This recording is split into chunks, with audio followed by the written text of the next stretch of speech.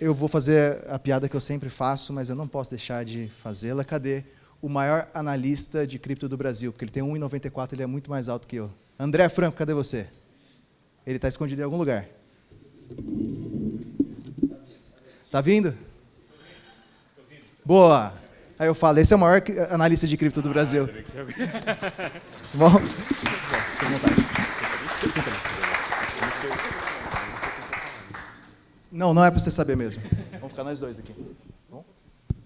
Tem um microfone aqui para você. Obrigado. Eu falei para eles que era segredo o que a gente ia falar. Mas nem eles sabem, nem o pessoal do seu time sabe? Não, só eu sei. Curioso, então. Vamos lá.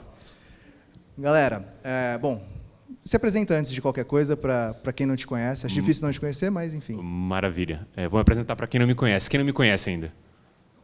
Aqui. Você também não? Beleza. Vou apresentar para vocês. Bom, eu sou André Franco, sou analista de cripto aí desde 2017, comprei os primeiros bitcoins em 2015. Fui o primeiro cara a convencer o Bazan a comprar Bitcoin lá em 2016, isso aí. Na verdade, eu tenho uma grande dúvida, porque toda vez que ele fala 2015, a primeira vez que eu lembro de ter comprado Bitcoin foi 2016, mas é que a gente comprou junto, então talvez eu tenha um Bitcoin que eu não sei. Eu acho que pode ser. Vou ter que procurar o meu print é do mercado Bitcoin. Não sei onde você comprou, mas talvez seja isso. Bom, estou nesse mercado desde essa época. Acho que a gente ainda está em um período aí de transformação muito maiores do que a gente viu até agora. Acredito nesse mercado. Acho que o bate-papo aqui, estou curioso também para saber, assim como vocês, o que diabos esse cara preparou aí para a gente. Boa. Eu fui num evento ano passado, que era Solana Breakpoint, né, que é um evento só do ecossistema da Solana. E rolou um tipo de painel muito legal lá que eu queria fazer aqui de novo. Que era, basicamente, a gente joga um tema e um vai ter que ser a favor desse tema, o outro vai ter que ser contra esse tema. E não existe tema melhor para a gente falar, porque eu sei que a gente tem pontos que discordam e que são muito bons para a gente discutir, que é o ciclo de 4 anos ainda existe? Boa. Então, só para a gente saber, né? Não, você é a pessoa que defende que existe o ciclo de 4 anos, que ele segue. Existe. Que bom, porque eu vou defender o contrário. Mas eu vou querer questionar para você diferente. O que significa a quebra do ciclo de 4 anos? Ele não durar 4 anos. Beleza. Mas o que não é durar 4 anos? Porque assim, 2017... Mas é um ano inteiro. Não, passou um mês já acabou. Não dá. A pergunta é essa, porque assim, o ciclo de 2017, o Bitcoin fez all-time high em 2017 e o Ethereum em 2018. Virou o ano, a gente virou o ano e falou assim, é isso aí, galera, o mercado nunca mais vai cair. Agora teve o ano do Bitcoin em 2017, inclusive era essa a narrativa, né? O ano de 2017 foi o ano do Bitcoin, como se a gente não tivesse nenhuma altcoin que subiu 1000 vezes. E 2018 vai ser o ano das altcoins. A gente passou um mês nessa ilusão e depois o negócio veio a galope aqui. E foi muito parecido em 2021 também, né? Porque se você pegar a máxima...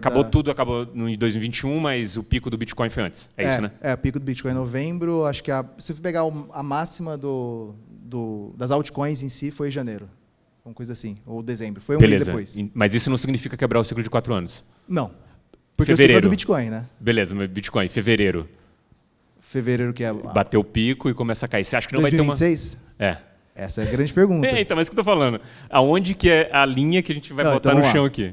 Meu argumento de por que o ciclo de 4 anos não existe mais. E, galera, só para deixar claro, no evento da Solana, por exemplo, o pessoal estava falando assim, cripto não vale nada. Aí tem um cara falando que vale, outro que não vale. Os dois acreditam que vale, mas um está fazendo o personagem do que não vale. Então eu farei o personagem de que o ciclo acabou. Tá? Não é que eu acredito que ele acabou e nunca mais vai existir, mas eu acho que existem diferenças, como a gente tem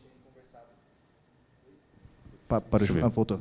Te sabotaram ali, viu? O pessoal não acredita. Querem me calar. Exatamente. Mas o que eu acho, né? Se você pegar como foi a performance do Nasdaq, por exemplo, na época da bolha.com, ela foi muito parecida com o que foi, talvez, 2017. Assim, tem um movimento que ninguém entende direito o que está acontecendo. Eu lembro, a gente estava trabalhando junto ainda na época que, deve ter sido 2017 ou 2018, tinha uma empresa chamada Long Island Iced Tea. É uma empresa de chá gelado da região de Nova York. Aí eles viraram Long Island Blockchain, e aí o preço disparou na bolsa. Mas eles nunca usaram blockchain, eles só colocaram blockchain no nome, assim como as empresas colocavam .com no nome, lá na época da bolha.com. Então aquilo, para mim, foi uma grande bolha. Se você pegar o Nasdaq nos últimos anos, muito mais maduro, ele não tem esse mesmo comportamento que ele tinha no final da década de 90. E eu acho que cripto está passando por isso, pelo menos o Bitcoin, né? Você tem um comportamento de bolha e uma exaustão assim, da irracionalidade em 2017, e hoje um movimento que para mim já é completamente diferente. Então a minha visão é que a gente não vai mais saber definir bull market e bear market, eles vão estar meio misturados, porque assim, se a gente pegar o Liberation Day, né? Eu não lembro quanto que o S&P caiu, mas que seja 20%. Aquilo foi um bear market?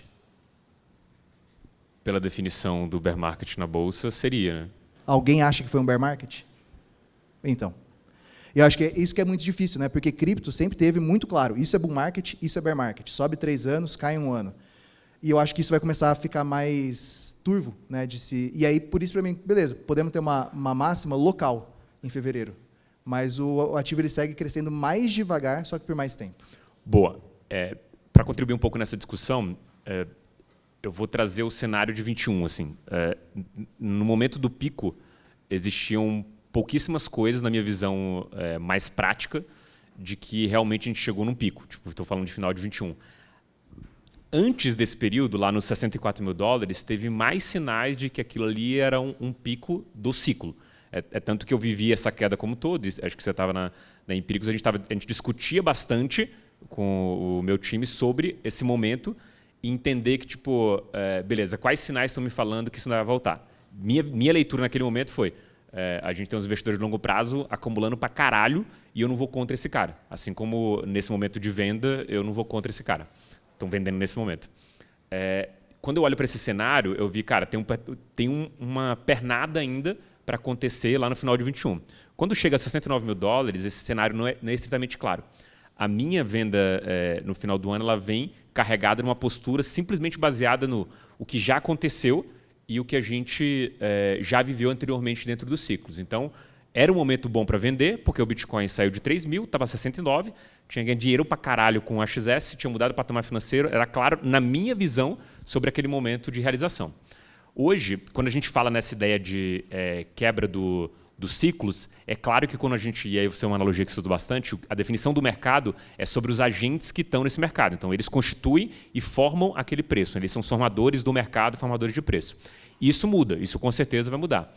A minha questão é que assim, eu acho um otimismo exagerado a gente achar que vai mudar o ciclo justamente quando é melhor para a gente. O que é melhor para a gente? Que não aconteça um bear market de maneira muito agressiva. Então, a gente está num wishful think aqui na minha visão.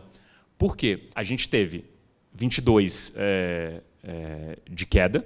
Então, assim, aonde o ciclo começa, onde o ciclo termina? Primeira pergunta, né? Aquela cobra ali. E depois disso, a gente teve um 23 que o Bitcoin sobe, sei lá, 130%, 140%, e ninguém fala dele. Assim, a verdade é que a sensação é, cara, eu estou ganhando dinheiro e eu não consigo gritar nem para o mundo que eu estou ganhando dinheiro, porque, na verdade, ninguém sabe, ninguém está ligando para isso. 24, quando a gente tem a aprovação do ETF, isso é que é mais engraçado, porque o mercado tradicional ele chutava a probabilidade, não estou falando dos caras que acompanhavam o ETF, mas estou falando da pesquisa feita com advisors na época pela Bitwise, a gente estava falando dos caras que, assim, olha, 70% não achava que ia ser aprovado no ETF de cripto à vista de Bitcoin até o final de 25, se eu não me engano. Era essa estatística, fala assim, cara, tem uma simetria de informação gigantesca. Aí, beleza, a gente passa para esse outro ponto. 24, porrada também. Entra 25, a gente, talvez a única diferença, ou essa visão turva, como você falou, ela esteja pautada basicamente na out-season, que eu acho que não aconteceu de maneira igual. E agora, quando é o momento da verdade, a gente entrar num outro fluxo de queda, a gente acredita nessa quebra. E aí eu volto, eu quero falar dos formadores de mercado. BlackRock, Bitcoin Treasury Company, são 1,6 milhões de bitcoins. A gente não está falando nem de 10% da oferta como um todo. Vamos considerar 10% da oferta tipo, do Bitcoin. Quando você olha qualquer coisa pela definição assim, do que você vai definir o que é aquela coisa ou não, a gente tenta ver pelos 70%, 80% do que ela responde. E aí é que eu acho que se a gente Mas elas são muito mais do circulante, né? do capital disponível, tipo o float dos Bitcoins. Concordo, mas esse capital, tirando os 30%, ou 25% ou 35% que estão perdidos, ainda é maior do que os outros 10%. Mas aí minha dúvida é, por que o ciclo de 4 anos é um ciclo de 4 anos? É porque o halving é a cada 4 anos ou existe outro motivo que faz ser um ciclo de 4 anos? Então, eu não tento abraçar uma explicação do que é. O halving faz zero sentido. Você está falando de um oceano em que você joga 10 gotas de água ali dentro e agora você vai passar a jogar 5. Tipo, em teoria não faz diferença. Uhum. Agora tem um caráter comemorativo? Tem um caráter folclórico? Mas você acha que é uma coincidência o ciclo durar 4 anos e o halving também será 4 anos, a cada 4 anos? Eu não tento julgar ou entender de fato como funciona. Eu só acho que assim, a gente repetiu até agora esse momento e eu não acho que a justificativa do mercado mudou pelos investidores ela seria suficiente dado o tamanho que esses investidores representam do todo. E quanto que você acha que... Qual seria a sua métrica preferida para dizer que chegamos no fim do ciclo? Para mim, todas as métricas que a gente tinha para apitar no ciclo passado não apitaram. Então, para mim, a grande lógica é olhar para o comportamento dos investidores de longo prazo. E aí eu não estou nem falando de uma perspectiva de, a partir desse ponto, entramos num bear market. É o momento de venda ou um momento de compra. Tá, então você está ok com o fato de o MVRV, por exemplo, não significar mais nada? Tipo, ele não deveria mostrar que bateu lá no vermelho. Boa, vou te explicar isso aqui contextualizando com todo o histórico do mercado. 2017, a gente não tinha nenhuma métrica. 2018, quando o bear market começa, o Willy Woo vem e fala, galera, tenho aqui uma métrica... É o MVRV do Willy Woo? Eu não lembro de cabeça agora. Não, é NVT. O NVT. É NVT mesmo? É o Network Value to Transactions. Deve ser. Caralho, agora eu não sei. Depois pô, procura aí métrica para mim de Willy Woo. Métrica, depois eu vou confirmar. Ele foi o precursor do NVT, precursor. Deve ser. Ele surgiu com essa métrica, falou assim, ó, aconteceu isso aqui, galera, é isso aqui que é o pico. Aí a gente volta para 2021, nada disso apita, e aí hoje a gente tem pelo menos umas 30 métricas dessa, né? Tem até um site que coordena tudo isso. O que está acontecendo é assim, a gente está ganhando uma maturidade no mercado, mas a gente acabou de lançar as caravelas ao mar. A gente acredita que ainda, e eu estou usando o exemplo das caravelas porque eu acho que é quando o mercado, da maneira que a gente conhece hoje, com bolsa, ele surge de verdade. Né? Você tem a burguesia se unindo ao capital público para financiar esse tipo de coisa. Quando você lança as caravelas ao mar, e aí você tenta criar métricas daquilo, entender. O ser humano vai tentar entender.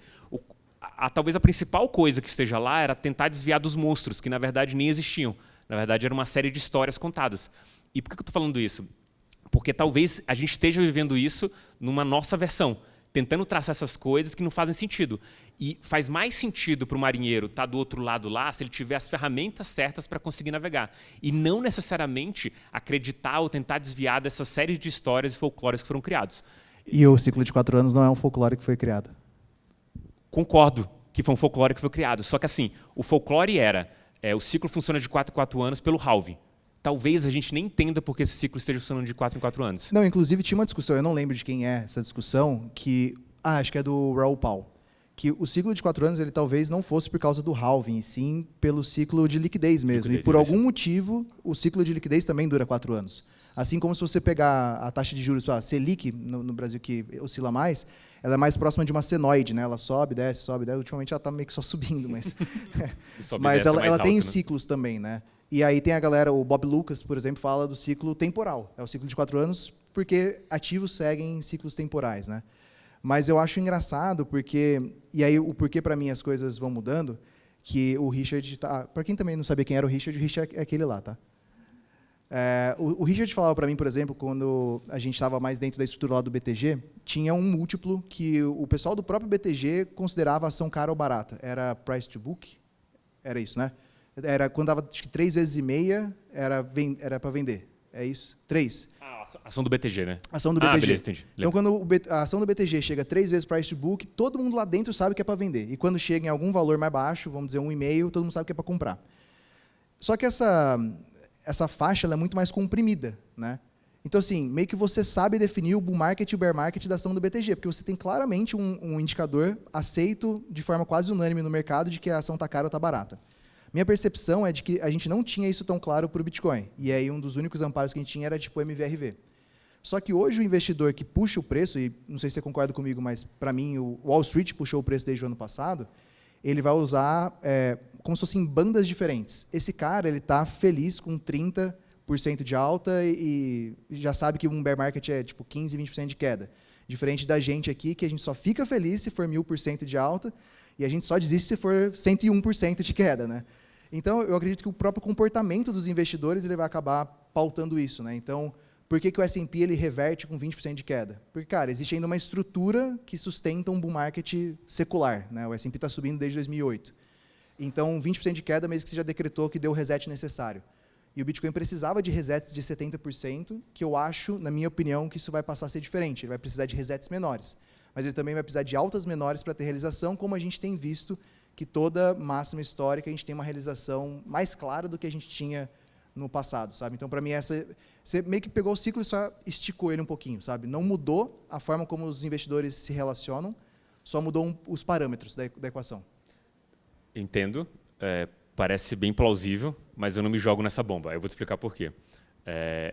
A ideia, eu quero, para mim, o intuito mais prático. Nessa até que você falou, foi interessante, você citou o negócio do BTG, porque o que é bull é bear, na verdade, a definição melhor seria o ponto bom de compra ou um ponto bom de venda. Né? Tá caro ou tá barato? Tá caro ou tá barato, né? Nesse jeito. E aí, quando eu olho para o cenário que a gente está vivendo hoje, toda a discussão é extremamente plausível. Agora, é assim, quando a gente entra num bear market mesmo, já caiu 50%. Eu lembro claramente, 21 virou o ano, ó, tá caindo aqui recuando, mas tá normal no mercado, aí começa a cair o Bitcoin, acontece merda atrás de merda, o momento que o mercado fala, entrando no bear market foi pós-Luna, que aí o pessoal falou, ih, rapaz, era isso mesmo. Você descobre na metade, né? Você descobre na metade, é natural. Que é uma das coisas mais difíceis, inclusive, né? Porque acho que muito do que a gente, às vezes, tem medo cara, o Bitcoin caiu 30% da máxima. O que aconteceu agora, nesse ano? É um bear market ou não? Você vai decidir que é um bear market depois dos 30% ou você consegue prever que é antes, né? Acho que, cara, porque assim, dos 30 para os 50, não tem tanta diferença, mas é uma linha muito tênue, né?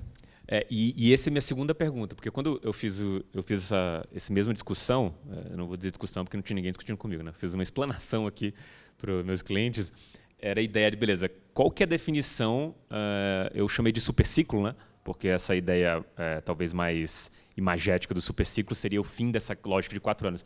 Só que o que eu percebi estudando o negócio, tem um espectro absolutamente gigantesco dessa definição. Quebrar o ciclo de 4 anos o Bitcoin continua subindo e faz pico em janeiro, já que ele nunca fez isso, ou ele faz em fevereiro, ou a gente termina o ano de 26 com Bitcoin positivo. Aí outra coisa é a queda do Bitcoin menor é 70%, porque se for 70% é menor do que a outra. Então, para mim, tem infinitas perguntas. Como o espectro é muito gigantesco, aí eu volto para uma questão prática. Eu não estou aqui para escrever livro e citar o autor tal e tal e dizer aonde que eu quero cravar o valor. Eu estou aqui para ganhar dinheiro. Então, para mim, no aspecto prático, a gente já veio de um momento de alta, tivemos aí o Bitcoin subindo 8 vezes, 30 meses de bull market, né? Óbvio, teve uns solavancos no meio do caminho. Tem tudo isso pela frente? Tipo assim, tem mais 30 meses de alta, tem mais 8 vezes do Bitcoin? Aí eu acho que não. Mas que aí que entra o lance, que aí, acho que no fundo essas duas coisas são muito convergentes. A gente, no fundo, acho que fala da mesma coisa, só de formas diferentes. Por quê? Eu não acho que vai ser tipo necessariamente 8 vezes em 2 anos, que foi mais ou menos o que o Bitcoin fez, né? Do fundo, vai 2 anos e meio, fundo de 2022 até agora, pouquinho mais de 2 anos e meio. Foram 8, 9 vezes, né, de retorno. Mas da mesma forma como você vê que a cada bull market a alta ela vai sendo menor, as quedas também vão sendo. Então, para mim, é igual aquela curva que a gente vê, né, logarítmica, que ela vai se comprimindo ao longo do tempo. E aí, para mim, a minha visão do ciclo de 4 anos acabar é simplesmente a gente passar a ter altas e quedas, que elas são... É impossível você definir se elas foram ou não um bear market. Que é esse lance. Cara, a gente teve umas 3 quedas de 30% nesse último ano e meio. Foram mini bear markets. E se a gente continuar tendo isso, sobe 30, cai 20, sobe 30, cai 20, a gente vai continuar subindo, assim como a S&P sobe. Mas a gente não vai conseguir definir bem o que é um bull market e o que é um bear market. Para mim, essa é a visão, assim, de que o ciclo acabou, não no sentido de que a gente só vai subir para sempre. Definitivamente não. Mas que, da mesma forma como a gente não consegue dizer que o S&P entrou em bear market, quando você dá o zoom para fora, assim, você não vai conseguir dizer isso para o Bitcoin também. Aí a questão, para mim, fica quais outros ativos passam a seguir essa dinâmica? Se o Ethereum vai conseguir seguir isso também, ou se a gente... Para mim, a pergunta não é se o ciclo acabou, é se as altcoins seguem junto com o Bitcoin ou não. Acho que a gente vai ter essa resposta logo com os ETFs, né? Tipo, as probabilidades são de 95% de uma aprovação de um negócio lá que, para mim, o crime está aqui, esses ETFs estão sendo aprovados aqui, né? Tem uma linha muito próxima daquilo. Entender o apetite de Wall Street. Eu sinto que essa visão, acho que mega positiva do Bitcoin, ela vem por esse bastião, que é a BlackRock, que abraça isso e vende essa ideia.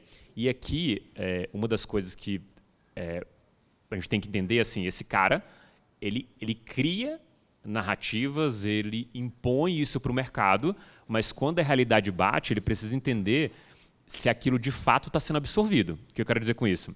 A BlackRock, ela tem o Larry Fink tem um texto muito relevante no começo de toda essa onda que a gente teve de ESG, acho que um pouco da cultura woke que a gente teve um texto dele declarando que no futuro era muito provável que a BlackRock só colocasse dinheiro em empresas que tivessem isso como premissa, governança. Lá dentro do mercado do Bitcoin, quando eu entrei, era isso o papo. Assim, o SoftBank ele colocou dinheiro com a perspectiva de mudança disso da empresa. Isso se alastrou pelo mundo de maneira muito forte.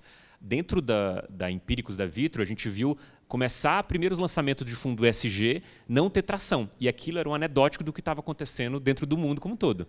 O que eu quero dizer assim, esses caras que abraçam a narrativa, eles conseguem jogar de lado a narrativa quando o mercado não abraça. E esse é meu ponto para dizer que o ciclo pode continuar. Porque no momento que chegar esse ponto de quebra, a gente caiu 30% com o Bitcoin, mas no momento que chegar a um ponto de 50%, que estruturas vão mudar a ponto de serem tão agressivas que a gente não consiga reacompanhar o S&P 500? Esse é o meu principal ponto, por isso que eu não jogo na bomba agora. E aí eu vou falar um negócio para vocês, o que eu vou falar não existe, tá? Não existe na indústria financeira. Você já viu uma gestora falar para os clientes não comprarem o fundo dela? Não, isso não existe. Pois é. Então, acho que aqui muda muito, né? Assim, um pouco essa a minha visão. A gente passou a ter um agente de marketing para o mercado. BlackRock, Fidelity, Franklin Templeton, Bitwise. Esses caras nunca vão falar para os clientes deles que é para vender Bitcoin. Mas eles podem deixar de comprar Pode pela deixar de realidade comprar. que está batendo. É isso que eu estou falando. Esse é meu ponto. Porque o ESG, a BlackRock tentou emplacar essa tese por 2 anos e meio. Quando ela desistiu, ela sacou, esse mercado ele é de nicho. Para quem que ela oferece esse produto nessa foco ESG? Noruega, pô. O cara tem 1 trilhão, o cara, assim, a vida do cara é a melhor do mundo, ele está muito mais preocupado com o mundo não acabar. E para quem se importa, né? Para ele, sim, infelizmente, importa. né? Infelizmente, para o mundo inteiro não importa. Então, assim, beleza, era um negócio que eu achava que era de global, que estava tentando emplacar uma tese global, mas era de nicho. O Bitcoin, e aí talvez o argumento a favor assim, cara, foi um puta sucesso. Gera mais dinheiro para a BlackRock do que a S&P 500. O ETF que é mais rápido acumulou 10 bilhões de dólares. Com certeza vai superar o ouro em algum momento. Então, quando você olha para tudo isso, aí você fala, beleza, tem esse ponto. Agora, a minha ideia essa ideia é tão boa, é tão plausível como todas as outras de 2017 e 2021. Por isso, não me jogo por uma questão prática aqui. Boa. Eu tenho uma pergunta para você, mas, galera, quem já tiver alguma pergunta e quiser levantar a mão, a gente passa o microfone aí, porque queria que vocês participassem da treta aqui também. Uma dúvida que eu tenho você falou dos ETFs, né? O quanto que você acha que a aprovação de outros ETFs agora, para além de Ethereum e Bitcoin, vai, de fato, trazer capital? Porque acho que uma das coisas que foi bem esquisita assim, foi o ETF de Ethereum surgiu, aí o mercado não deu bola, passou 1 ano, e aí magicamente deram bola. Assim, onde que vai ser esse ciclo de adoção mesmo dos ETFs dos outros ativos? Boa. Cara, essa mesma pergunta do ETF do Ethereum eu tenho para mim, porque do nada virou narrativa nova, e o pessoal começou a abraçar isso. E aí, quando você olha para o contexto, eu fico pensando na força de venda da gestora, da BlackRock. Né? Eu vou sentar para com você explicar o Bitcoin, eu vou explicar o Bitcoin e o Ethereum, que são coisas muito diferentes. Sabe? Então, eu acho que o esforço comercial era muito mais fácil de tentar vender o Bitcoin, e depois talvez esse cara tenha falado, beleza, já chegamos no ponto, vamos fazer um rotation aqui. Que eu até acho que esses últimos dias não foram os melhores para essa mesma tese. Né? Quanto aos ETFs, cara, eu estou curiosíssimo para saber como que o Wall Street vai abraçar isso, porque você tem um ETF hoje de Doge rodando, né, nos moldes meio que GBTC da vida. Se os caras encontraram uma brecha e conseguiram passar. Agora, entender como que vai ser essa série de aprovações e como que vai ser a demanda, de novo, eu prefiro olhar o que vai acontecer. As pistas que a gente tem podem ser muito positivas. O IPO da Circle ele foi um negócio estratosférico e jogou um patamar que você fala assim, cara, essa conta que os caras estão fazendo aqui está errada do ponto de vista de valor. Mas aconteceu. Então, assim, tem apetite para isso, para o mercado cripto na bolsa. Agora é entender se tem apetite para esse ETF, mas é uma pergunta que para mim está aberta, está suspensa para a gente entender. Boa. Alguém quer fazer alguma pergunta ou uma contribuição? Oi. Tem um microfone aí? Não? Por favor, faça as honras. Sim, muito legal essas duas visões, tá, sobre ciclo de 4 anos. Na opinião de vocês, né, sabendo, dado que a gente não vai conseguir descobrir tão rápido, tão cedo, se é que o ciclo existe ou não existe, qual é a melhor alocação de carteira para vocês, né, para esse cenário, tanto para o lado que existe ou para o lado que não existe? Eu vou começar, porque essa é a pergunta que eu me fiz depois de montar todo esse estudo. A pergunta ela é boa, desculpa a palavra, como masturbação mental. Maravilhoso. 2 analistas discutindo isso aqui, maravilhoso. Vamos discutir isso infinito. Né? O Castaneda chega aqui depois, provavelmente me encontra ali, depois. Se ele quiser contribuir também. Discutir isso infinito aqui. Onde começa o ciclo, onde termina, qual caracterização, desenho. Do ponto de vista prático, o que eu estou fazendo? Cara, sinceramente, olhando para a impressão de dinheiro que a gente tem no mundo hoje, e aí eu puxei esses dados também, a gente está falando, cara, de 7,4 trilhões emitidos da pandemia para cá. Na bio da pandemia, foram 2 trilhões na cabeça. A gente emitiu mais 5, sem pandemia, só para resolver os problemas que a gente criou antes. A Big Beautiful Bill do Trump agora foram 3,4 trilhões. E eu não estou contando ela nesse 7 tri. Então, assim, a velocidade com que a gente está é tão rápida que, para mim, o risco é muito mais a ideia de, tipo, eu vou vender meu Bitcoin para tentar comprar ele mais barato, na minha cabeça não faz sentido. Aí, beleza, mas, pô, eu quero usufruir de parte desse dinheiro. O que eu estou fazendo para mim e indicando para vocês fazerem primeiro delas, se você consegue abstrair a ideia de que você não está hoje com, sei lá, 600 mil reais, mas você está com um Bitcoin. Você consegue fazer isso e separar isso do teu portfólio, pensando aquilo como talvez a tua alocação desse bilhete que vai te colocar dentro da elite financeira do mundo daqui a 10, 20 anos? Você consegue fazer isso? Porque se você conseguir executar dessa forma, dá para você segurar. Agora, outro ponto. Pô, André, eu queria usar uma parte desse dinheiro. Aí você pode decidir vender uma parte dele, e aí você não abstrai que vai ter um Bitcoin, mas abstrai 0,8, meio, 0,1, o que seja. Qualquer métrica dessa você conseguir ver o Bitcoin especificamente. Isso é um treino que você vai ter que entender isso aos poucos. A outra coisa é, beleza, André, tenho bastante grana, mas quero usufruir esse dinheiro, e aí você tem oportunidades hoje dentro do mercado cripto de dar esse negócio como garantia e tomar empréstimo. Eu acho que esse é o jeito mais prático de você fazer e conseguir lidar com essas quedas. Porque o que eu penso, né? Se o superciclo acontecer, eu vou dar esse nome para tentar encaixar todas as outras probabilidades aqui de cenários, se esse superciclo acontecer e a gente quebrar essa lógica de 4 anos, beleza, você está alocado no Bitcoin e segue o baile, você deu ele como empréstimo, pegou os dólares, usou um pouco, pagou ali entre 4% a 7% ao ano em dólar e, eventualmente, até com esse dinheiro que você gastou e agora você tem renda para reinvestir, você foi pagando essa dívida que você está tendo aqui. A outra o Bitcoin, o ativo começa a cair. A minha lógica é, cara, se você puder botar mais margem para segurar aquele Bitcoin, na verdade, você está defendendo a tua posição ali. Essa é uma estratégia que, para mim, faz sentido. Agora, não sei se em todas as realidades fazem sentido, porque, para mim, discutir se é ou não superciclo é discutir sexo dos anjos. Sabe? Mas e aí, altcoins entram como nesse seu portfólio? Boa. Altcoin, o que eu estou pensando, né? Imagina a colocação 100%, você tirou de 30% a 50% do teu portfólio, botou nesse negócio e tirou dólares, beleza? Os outros 50% você pode estar em altcoin e uma parte até dentro de Bitcoin. Minha visão já é hora de você começar a realizar altcoin ou aumentar esse percentual de Bitcoin global na tua carteira. Puta, se vai desde de 50 até 70, ou de 70 até 90, alguma coisa assim.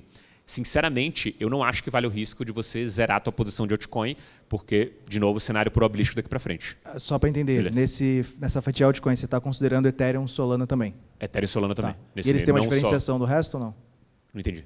Tem uma diferenciação de tratamento para você do resto? Não, eu acho que para mim os caras no mesmo balaio. Assim, acho que a única coisa que talvez possa ter quebrado o ciclo, como você está falando, seria o Bitcoin. E eu ficaria bem curioso para ver como que se comportaria um mercado em que o Bitcoin permanece forte e as altcoins são fracas, que talvez seja uma proxy do que a gente esteja vivendo até esse momento agora, né? Sim.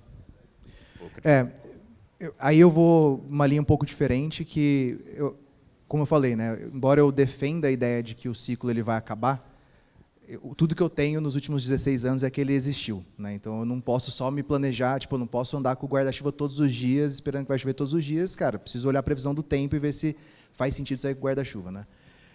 Eu acho aqui que, se essa ideia de ciclo de 4 anos ainda existe, ela precisa continuar seguindo um padrão parecido, né? Além do Bitcoin fazer uma máxima agora no final do ano, a gente deveria ver aquela rotação para ativos maiores, Ethereum, Solana, depois ativos menores. E, nesse momento, a gente está numa região meio turva, assim, que pela primeira vez em 3 anos está começando a acontecer isso, porque o que aconteceu desde julho para cá não aconteceu nos últimos 3 anos, que é o Ethereum subir mais que o Bitcoin. Se você pegar a curva do Ethereum com o Bitcoin, ela só caiu, e aí agora começa a voltar. Então, eu acho que, cara, se for para acontecer no ciclo de 4 anos, ainda vai acontecer uma alta mais forte desses ativos, que aí puxa naturalmente, que é muito do que a gente tem conversado. Se não, aí eu acho que o melhor jeito de você se defender, porque é muito arriscado não ter nenhuma altcoin, é você ter, dentro dessas altcoins, uma alocação maior daquelas que você sabe que, cara, vai passar 10 anos, elas vão continuar existindo. Porque é aquilo, né? Eu sempre acredito que a gente pode não acertar o timing, mas a gente acerta a direção. Então, cara, talvez as coisas não aconteçam no tempo que você queria, mas se você tem um ativo com uma tese que faz sentido, ela vai chegar lá, né? Então, o investidor maximalista de Ethereum, por exemplo, ele está esperando alguns anos e finalmente está saindo do buraco. Mas, cara, esse cara tem uma grande convicção de que uma hora vai. E aí esse cara ele não pode ser apressado, ele tem que ser um cara mega paciente. Como a gente não vai para 100% de Ethereum, igual o cara que vendeu o carro para comprar Ethereum, é um pouco mais tranquilo, né? Então, a minha visão é um pouco dessa. Não sei se deu para responder comparando as duas aqui. Sim, sim, com certeza. E acho que o André está bem pessimista com relação a esse ciclo de 4 anos, caso exista, porque o ETH e Solana mal atingiram, mal superaram bem o seu all-time high, né? Então, pô, se realmente agora, né, já começar a de-risk, né? Nossa, vai ser uma frustração, tá? Mas vamos acompanhar, né? É que o ponto aí depende do cenário de cada um, assim. No ciclo de 21, cara, eu estava construindo patrimônio. Ali, para mim, valeria o risco infinito, de novo. Eu era mais novo, eu acredito pra caramba nessa tese, acho que estamos só no começo disso, tem infinitas coisas que eu vou poder tirar proveito disso, não só investindo, mas trabalhando nesse mercado. Então, para mim, era tipo, cara, eu topo esse risco. O gatilho para venda foi, caramba, esse dinheiro está de mentira e eu preciso tornar ele realidade aqui na minha vida. Mas dependendo da tua posição, da tua vida, do teu estilo que você está vivendo agora, cara, o mundo que a gente vive, né? Acho que assim, a minha geração hoje, na média, não visualiza que vai conseguir comprar uma casa e ter uma família, né? Tipo assim, acho que tem algumas distorções que a gente está vivendo no mundo hoje que afetam isso, né? Então, acho que as pessoas estão tentando correr esse risco por isso. E eu acho que, olhando para Bitcoin, talvez a Bitcoin e o mercado cripto talvez seja uma das grandes oportunidades que a gente tem no mercado, sei lá, junto com o IA, talvez. Não, e aí, acho que o que o André falou vale muito aqui, né? Porque tem 2 pontos que eu acho que jogam muito na sua decisão de como que você vai construir essa carteira e o que você vai fazer com ela. Uma é em que fase da tua construção de patrimônio você está, se você quer ser mais defensivo ou não, né? Então, cara, a gente começou a investir em Bitcoin porque a gente era universitário, não tem nada a perder, né? Tudo a ganhar, porque se você saiu do zero, pô, não tomando dívida, tá tudo bem. E comprou aquele ICO em 2017 com um cara extremamente duvidoso que indicou pra gente. O cara chamava Rex, já começou aí. E aí o outro lado é o quanto de cripto você tem na carteira. Porque é uma coisa você tomar decisão com 10% de cripto na carteira, outra coisa você tomar decisão com 10% de ativos tradicionais na sua carteira, né? Então, acho que muda muito também o seu apetite a risco. Porque, cara, é isso, né? Eu sempre falei que eu tenho uma fatia relevante do meu patrimônio, mas hoje ela é menor do que ela já foi em anos atrás. Ainda assim, ela é bem elevada em cripto, perto de um investidor que está começando agora. Mas eu cheguei num ponto de equilíbrio para mim que, cara, eu aceito ainda o risco. No fundo, eu faço a conta assim, cara, tá bom, pior cenário, o que acontece? Qual é a conta bancária do Bazan com o negócio dando errado, qual é a conta dando certo? Se eu chego no equilíbrio que eu aceito para mim mesmo, eu ainda topo o risco. E aí você vai dosar o quanto você vai ter da tua alocação exatamente a partir disso, né? Alguma outra... Fábio? Deixa eu só aproveitar esse gancho e aproveitar o debate, a treta que vocês estavam tendo. E indo mais prático... É todo dia sim, tá? Só para você saber. E indo mais prático ainda, eu caí no marketing. Entrei agora e quero investir. Tenho 100 mil reais, por exemplo. Quero investir. E aí são 2 papéis. Um papel onde eu quero me defender e outro papel onde eu quero ser agressivo. E aí vocês podem escolher qual papel vocês vão tomar e dizer qual seria a alocação de vocês. Como que vocês fariam essa alocação, nominalmente falando aí as criptos. O defender é defender do quê? Só pra gente... Se defender desse cenário onde eu não sei o que vai acontecer. Ah, tá. E... Não é tipo defender da inflação. Não, eu quero me defender porque eu não sei o que vai acontecer. Até o fim do ano ou até o fim do ciclo. Isso pode escolher a sua. Você quer ir pro defensivo ou pro agressivo? Cada um até vai o final ficar do com ano. Até o final do ano? Não. Até o fim do ciclo. Não sei. Então tá com o meu lado. Ele tá do meu lado aqui. Ele tá do meu lado. Temos uma preferência Ele aqui. tá do meu lado, temos uma preferência. Pera, vamos dividir a carteira meio a meio agressivo e... Não, você escolhe um, eu escolho outro. Eu escolho Se 100 você mil for- cenário agressivo. Tipo Se isso? você começou agora assim, nada mais importa na sua vida, cara, vamos que vamos, Vamos que vamos? pisar no acelerador ou não, pô, talvez você não saiba o que vai acontecer, você um pouco mais Entendi. Eu conservador. quero acelerar, pisar no acelerador Aí aqui. você escolhe um dos dois, pra você beleza. falar, eu faço outro. Boa. Eu vou... Cara, como eu tô já de risk agora, vou no defensivo, tá? Cara, 100 mil. Se eu estivesse entrando agora, com certeza não colocaria tudo de uma vez. Acho que a gente tem adotado uma estratégia lá de padrão, né? Acho que quando você vai entender no mercado é muito bom você adotar padrões, revisar eles, mas não mudá-los até revisá-los. 10 semanas, acho que eu faria isso nesse momento, uma compra recorrente disso. Agora, como que eu dividiria? Cara, eu compraria, antes de comprar qualquer altcoin, colocaria o valor de até 70% em Bitcoin, então ir comprando esse negócio em 10 semanas e deixar aquele dinheiro, até a compra ser mais fácil. Quando eu chegasse nesse 70% do portfólio como todo em Bitcoin, aí eu começaria a alocar altcoin. Se no meio do caminho a gente tivesse uma queda muito forte, eu aceleraria a compra de Bitcoin. Então, ao invés de comprar durante 10 semanas, eu comprei em 8, talvez. Por que eu faria isso? Porque se a gente atravessar um bear market, né, que é essa lógica de 4 em 4 anos acontecer, você ainda vai ter um percentual muito grande do ativo mais consolidado do mercado. Nesse ponto, eu olharia, depois de comprar esse 70%, reavaliaria essa compra de novo. Porque pode ter mudado muita coisa. Tá? Acho que assim, uma coisa que está me assustando bastante, de todas as métricas de fim de ciclo que a gente tem, nenhuma está muito claro que a gente chegou. Agora, você começa a relembrar como foi 2017 e 2021, era a mesma coisa. Tipo assim, em 2017 não tinha métrica, em 2021 nada tinha pitado naquele momento, tinha pitado antes, na verdade.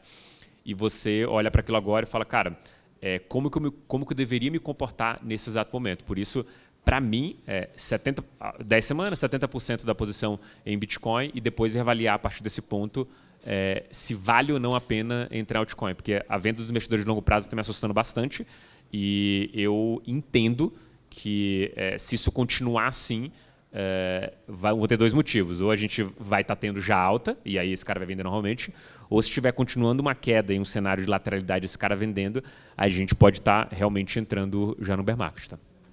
Bom, eu vou pro extremo oposto, tá? Sobre isso, cara, sempre vai ter um investidor vendendo, né? Se tem alguém comprando, tem alguém vendendo. E acho que um pouco da diferença agora só é que a gente tem tido baleias bem antigas vendendo e, de forma impressionante, a gente tem tido demanda suficiente para absorver. O Bitcoin nunca caiu durante um ciclo de corte de juros. E a gente tem, provavelmente, 15 meses de corte de juros pela frente, que são 6 cortes programados até o final do ano que vem.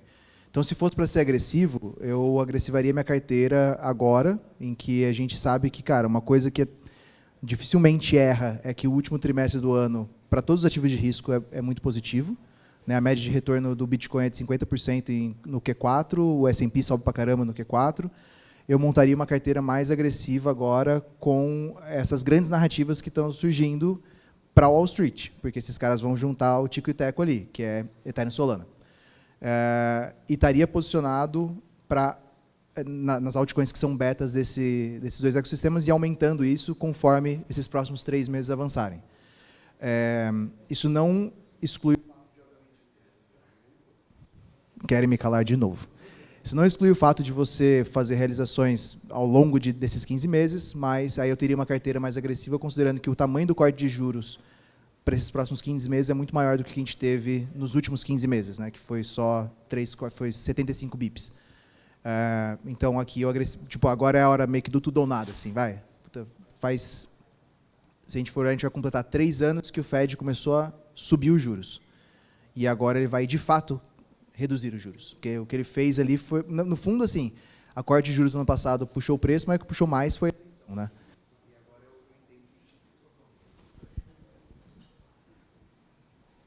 Estão tentando sabotar Som. seu próprio time. Não, e agora eu acho que a gente tem um impacto mais relevante nos ativos. Então, aí eu iria para o extremo oposto, mais ou menos, né? Que aí não ter Bitcoin. Eu acho que, cara, você deveria ter 40% de Bitcoin nesse cenário mais agressivo. 30% no máximo. Tira a média... Pera, você falou quanto? 70%? 70. Dá 50%, então. Coisa assim. Alguma outra? Ou o Fábio, quer mais alguma outra pergunta? Não, foi mais prático. Boa. Olha eu de novo. Bom, só para avisar que o Bitcoin aqui está em $116 mil, ó, Eita, coisa boa, deixa eu hein? fechar o long. Solana 240. 40? 240. Aí, ó. Subiu 4%. Fim do ciclo. aí, pô, fim do ciclo. Eu defendo um pouco essa tese da quebra do ciclo, né, que vai se estender por mais de 4 anos. E o meu pensamento bom, essas empresas que estão comprando, né, o Sailor, Bitcoin rodado, os ETFs de ETH, Solana, esses caras não estão entrando no jogo para perder dinheiro. Né? Então, assim, a gente está vendo realmente Mas eles sabem perder dinheiro também. Sabe? A gente está vendo muita DAT aí fazendo tesouraria de criptomoedas, né? Então, assim, isso está começando, esse evento, né, está começando de uns meses para cá. Então, até que ponto isso vai acabar, né? Por que essas empresas estão entrando tanto assim? E em que momento isso poderia dar ruim, por exemplo, para quem está enchendo o bolso de Solana, de Ethereum? E assim, você acha que eles vão vender isso comprando hoje para vender daqui 3 meses? Então, em que momento isso daria ruim para essas empresas, né? Então, por isso que eu entendo que a gente teria aí pelo menos mais um ano de uma alta, assim, principalmente agora, né, com essa previsibilidade de corte de juros aí. Eu não sei o que você pensa, mas, cara, eu tenho muito mais medo das empresas que compram Ethereum e Solana do que das empresas que compram Bitcoin. Porque é muito mais fácil você manter a narrativa de que o Bitcoin é reserva de valor. Porque, cara, se a Underblock comprasse o caixa dela em Ethereum, legal, mas, assim, é um negócio que não é reserva de valor. Então, você deixa seu caixa em um ativo que não é reserva de valor? Cara, não. E eu acho assim, nesse negócio da DAT, tem 3 coisas que eu estou selecionando para estudar muito bem durante minha visão, né, o próximo ciclo. Né? Então, estou aqui nos 4 anos. Uma delas é as DATs. Né? Começando pelo Michael Saylor, a gente tem que ficar bem claro que ele entendeu o que ele estava fazendo depois de comprar 500 mil bitcoins, como todo bom empreendedor. Vocês aqui que abriram empresa, você vai entendendo que as coisas, o que a tua empresa é ao longo do caminho que ela vai acontecendo. O McDonald's descobre que está num business de real estate depois de muito tempo de abrir um monte de loja. Então, assim, as pessoas entendem a posteriori. Acho que, se eu não me engano, a gente está falando de Q2 ou Q3, em que o Michael Saylor define o que ele está fazendo com o Bitcoin, que é uma refinaria de Bitcoin. Então, assim, você de Wall Street que não quer mexer com Bitcoin e acha esse negócio sujo, beleza, cara, mas será que você não aguenta 50%, será que você não quer 50% do retorno para emprestar seu dinheiro, travado nesse valor? Puta, eu quero. Será que você não quer 10% ao ano de um bonde aqui que eu vou garantir e tem uma questão de senioridade? Ele abriu... Ele fez quase um COI de Bitcoin. E de todas as formas, na verdade, nem o COI. O COI é um dos produtos da refinaria dele. O petróleo é o Bitcoin, ele refina diesel, gasolina, o que você quiser, ele bota ali no tanque. E, nesse ponto, o Michael Saylor ele descreve essa tese, na verdade, o CFO dele, no hearing, e ele, quando ele descreve isso, você fala, agora ele também entendeu o que ele estava fazendo. Esse cara ele tem mais ou menos 25% deve estar mais agora, mas assim, a última conta que eu tinha feito era 40 bi de Bitcoin contra 8 bi de dívida. Então esse cara está nos 25%. Ele considera esses 25% saudável. Cara, se você olhar no agregado, a gente está falando de uma queda muito relevante para ele chegar nesse threshold de estar devendo alguma coisa para alguém ou ter que vender os Bitcoins. Então, visão faz faz sentido. Só que quando o cara tem 600 mil Bitcoins e a boa parte das Bitcoin Treasury Companies ou das DATs, o mercado começa a olhar e fala, cara, vamos replicar esse modelo igual? Agora, cara, qual que é a diferença de uma Bitcoin Treasury Company para outra? Putz, o que esse cara vai adicionar para você? Risco. Então, ao invés de 25%, vai em 30%, 35%, 40%, 50%. O meu problema com isso tudo, que é o que o Bazan até falou do negócio do Ethereum, é assim, o problema para mim é quando a gente tiver um mar de outras empresas fazendo isso que o Michael Saylor está fazendo, sem a diligência e talvez o cuidado que a gente acha que ele tem. E aí, por que acha? As dívidas que o Michael Saylor está apresentando para a Wall Street, elas têm uma característica muito semelhante com o que aconteceu com o nosso GBTC, né, que era o da Grayscale, lá atrás. As pessoas não entendiam o que de fato ela estava comprando e a que preço ela estava comprando. Ela ligava para o banco e falava, eu quero comprar Bitcoin. Puta, eu não consigo te preço Bitcoin, mas tem um trust aqui do XPTO, da GBTC, que está tanto e já subiu tanto. Porra, maravilha. O cara está comprando com um prêmio de 200% no pico e um prêmio médio de 70%. Tipo, era isso que o cara estava pagando e o cara não estava nem ligando. Quem que estava operando esse cara? O cara que estava indo lá na DGBTC falando, olha, emite para mim umas cotas aqui em 10 milhões de bitcoins e me dá essas cotas. Aí esse 70% de premium ele operava e ficava operando até esse déficit cair. Aí o superávit virou déficit e aí depois teve o ETF. O que eu quero dizer, nessas DATs ela vai ser um motor de compra e um motor de compra até mais forte quando a gente está falando de altcoins. E aí, estou saindo do espectro de Ethereum e Solana até. A gente está falando de outras DATs aí, inclusive Sui, Tron, tipo assim, está surgindo um crime season real disso assim. E isso é muito perigoso. Eu acho que, inclusive, esse talvez seja o momento que a gente vai ter de Terra Luna que a gente teve lá atrás, que é o momento que você fala, realmente aconteceu de novo esse negócio, sabe? O momento para mim é isso. E aí é muito de quão rápido isso acontece, né? Exatamente. Porque quando tem um louco só comprando Tron para tesouraria, beleza, o louco se ferra sozinho. A hora que está todo mundo comprando, e aí acho que é o grande risco, né? Mas aí a gente só entraria nesse momento de risco mesmo se a gente entrasse também no momento de euforia.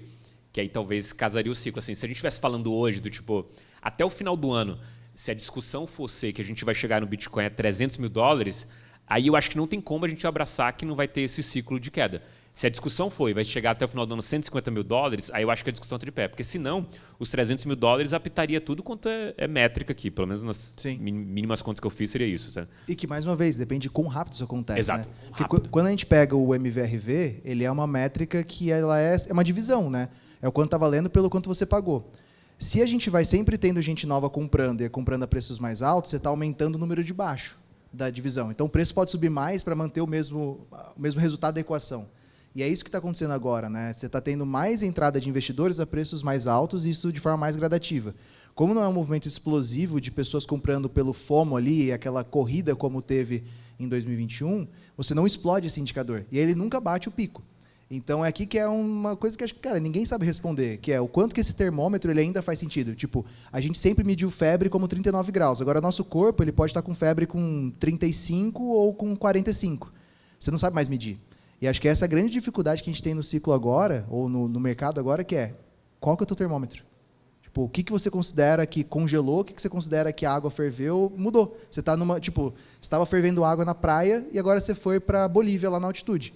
Mudou a tua referência. E acho que essa é a parte mais difícil que a gente tem agora. Né? Boa. Uma última aqui para a gente encerrar. O pessoal lá de cá, vocês têm dúvidas? Não? Mais alguma? Foi? Ah, Léo. Peraí, onde ficou o mic? Opa, obrigado. Abriram aqui, então. Tudo bem? Boa tarde, desculpa o atraso aí. Fala, André, tranquilo? Fala. Então, eu queria saber, por exemplo, como capturar valores de narrativas no mercado cripto é relativamente simples, né? No sentido de, eu quero capturar o valor do Ethereum, eu vou comprar o Ether, né? Óbvio, tem os bets aí, outros criptos relacionados a exchanges, etc., o protocolo, a rede em si, mas no mais seria comprar Ether. Agora tem uma tese muito forte que é de stablecoins B2B para transfronteiriça, etc., como meio, né? Não como fim, principalmente agora com o RWA que complementa essa tese de stablecoins, então stablecoins como meio.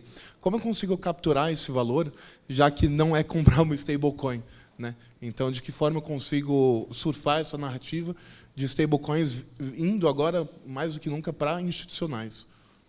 Eu acho que, cara, para mim só tem uma resposta, que é os emissores das stablecoins e os emissores de RWAs. Né? Então, por isso que para a gente a Ethena, por exemplo, continua sendo uma tese forte, porque ela se beneficia do crescimento de stablecoins com uma regulação agora via Genius Act mais favorável.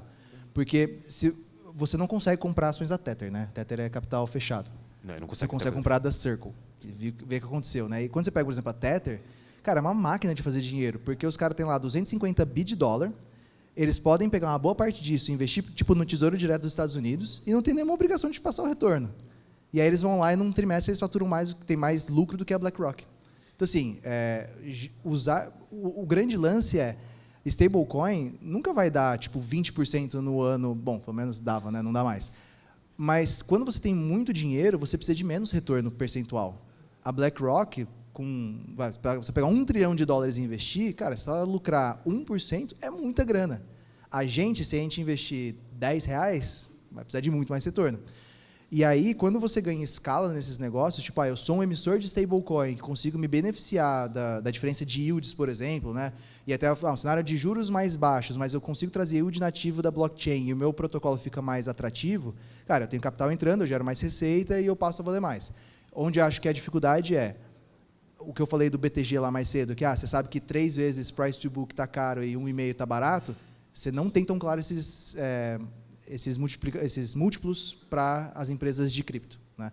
Mas hoje, para mim, o caminho mais óbvio é isso, via emissores. Você tem acho que alguma outra o ideia? Circle é o caminho mais óbvio. Se você quiser comprar em blockchain, acho que Ena é um pouco do que a gente tem de visão aqui. Mas é uma conta muito simples de você saber se está caro ou não, né? Porque é float, né? Você vai fazer uma conta de quanto que esse cara tem de stablecoin emitida. Sei lá, faz uma conta de 90% disso está aplicado no Tesouro Direto e você consegue fazer conta de fluxo de caixa e saber quanto que a Circle deveria valer. Agora, do ponto de vista de capturar ganhos aqui, acho que esse é o mínimo possível que você vai conseguir capturar. Por quê? Acho que quem vai ganhar realmente muito dinheiro é quem conseguir aproveitar isso como negócio, né? Assim, para mim, está sendo um negócio meio transformador ver essa mudança, porque aqui no Brasil, 80% do volume de cripto é stablecoin. A gente acha que é Bitcoin, tá? Não, absolutamente não, tudo isso. No mercado global tem uma estimativa que eu vi um dos caras que trabalha com esse negócio de arbitragem regulatória, ele falou assim, cara, o estudo que eu tenho é de 25% das negociações globais já estão passando por SDC. Por quê? O que está acontecendo hoje no mundo, olhando de maneira global, a gente está vendo um cerco dos governos frente aos ultra-ricos. E esse cara é o primeiro a experimentar esse tipo de solução. Porque se ele for movimentar, e a gente está falando uma quantia, sei lá, de 100 milhões ali como threshold, se ele for movimentar isso, ele tem um problema que eu não sabia que estava acontecendo e eu descobri recente. Por exemplo, os paraísos fiscais, tipo Suíça da vida. O cara pingou 100 milhões no banco. O banco ele vai começar a te pedir uma série de coisas que não acontecia antes, de documentos, que trava para você fazer a remessa. Então, imagina assim, eu estou recebendo um carregamento de, sei lá, algumas milhares de navios, e eu tenho que passar essa grana para um cara dentro do banco. Quando pingou no banco na Suíça, o cara vai pedir uma série de coisas que vai demorar 3, 4, 5 dias só para liberação, mais os dias do SWIFT. Esse cara fica muito travado, ele começa a procurar alternativas. Com o SDC, cara, é instantâneo, né? Então, assim, o volume ele está sendo passado por isso, e eu acho que quem conseguir executar muito bem esse tipo de operação, de maneira a ser confiável por esses grandes players, é onde você vai tirar boa parte da grana. Então, assim, a Circle com a emissora, eu acho que ela é infra. E aí a gente está falando de protocolo. Tipo, parece meio louco, é uma feature, na verdade. Mas como um monte de coisa vai ser construída em cima, esses caras que vão tirar boa parte da grana e vai ter boa parte do upside, até porque a gente está falando de uma empresa que já está listada e tem um produto só, onde você consegue fazer contas. Então, não vai ter muita assimetria de informação, porque o cálculo é muito simples. Mas eu vejo que o que a gente vai poder de ganhar dinheiro com o investidor acaba sendo muito pouco perto do que o empreendedor vai conseguir fazer, isso na média, para todo mundo que usar esse tipo de ferramenta para fazer remessas transfronteiriças. Boa. Galera, só antes da gente encerrar, um rápido aviso. Fechando esse painel, a gente vai para o intervalo rápido, então fiquem à vontade ali, tem os comes e bebes ali do lado, e a gente volta para os próximos. Última mensagem aqui que você queira passar, enfim... Busquem conhecimento. Não, né? se fosse para isso, eu chamava ET Bilu, pô. Não, mas o que você acha que dá para a gente ter de orientações aqui práticas para o final desse ano? Cara, eu acho que a gente eu gosto sempre de traçar os cenários probabilísticos, né? Essa conta que o Bazan fez de quebrar o ciclo, ela está na minha planilha de desenho probabilístico. Não é onde eu estou mais apostando, mas entendendo que se isso acontecer, como que eu vou estar blindado? E aí a blindagem, para mim, vem por meio dessa estrutura de empréstimo aí que eu falei para vocês. E eu acho que, com a evolução das stablecoins, eu acho que vai ter uma yield war aí, guiada por bancos direto ou indiretamente. Assim, provavelmente você não vai ver um pool do JP Morgan fazendo isso, mas ele vai estar comprando uma empresa que vai conseguir fazer isso no blockchain e vai aumentar esse yield para tentar competir. Por quê? Eu imagino o cara sentado em Wall Street vendo um outsider, que é a Tether, fazer mais receita para ele nominalmente e muito mais receita por employee, né, por funcionário, do que as empresas de IA. Assim, no mundo de IA, o cara que ganha mais dinheiro por funcionário é um cara que faz um negócio que Wall Street já faz há muito tempo. Assim, eu acho que assim, se você está lá, você dá um tiro na sua cabeça. Assim, não é possível que esse cara está fazendo E mais sabe dinheiro quantos que eu. clientes a Tether tem? Clientes? É. Não sei. Chuta o número. Uma cliente é quem usa o Tether? Não, quantos clientes falam direto com a Tether para usar o serviço Uma deles? centena? Menos. 10? São Todo mundo 10 aqui- para conseguir resgatar o dinheiro, é isso? Todo mundo Operadores. aqui usa o SDT, mas ninguém aqui é cliente da Tether. Você nunca Do vai bater SDT. na porta da Tether e falar, me manda meus dólares e me dá seus USDTs. Existem, 10 clientes no mundo só que vão lá e emitem o SDT colocando $1 bilhão na mão deles. E aí eles repassam, e a gente, tudo é mercado secundário. A gente só utiliza aquele produto. Então, é como se a Tether fosse, sei lá, a Tether ela extrai petróleo e tem 10 empresas que refinam o petróleo para passar para a gente, consumidor final. A gente compra gasolina. E é um negócio bizarro, assim, é um negócio que tem poucos funcionários, poucos clientes e ganha mais dinheiro que a maior empresa do mercado financeiro do mundo. Sim, é um negócio bizarro. Eu acho que isso que é bizarro. Eu acho que isso vai começar a mudar, vai ter concorrência nesse ponto. Eu até acho que está demorando muito para acontecer alguma coisa assim, mas eu acho que aqui vão ter oportunidade de yield muito boa e do ponto de vista prático, entender nesse cenário probabilístico como que você vai conseguir acumular mais bitcoins. Acho que esse que é o principal aqui. Boa. André, obrigado. Valeu obrigado. pelo papo. Valeu, pessoal. Gente, Obrigado. Obrigado. Vamos para uma rápida pausa e já a gente volta.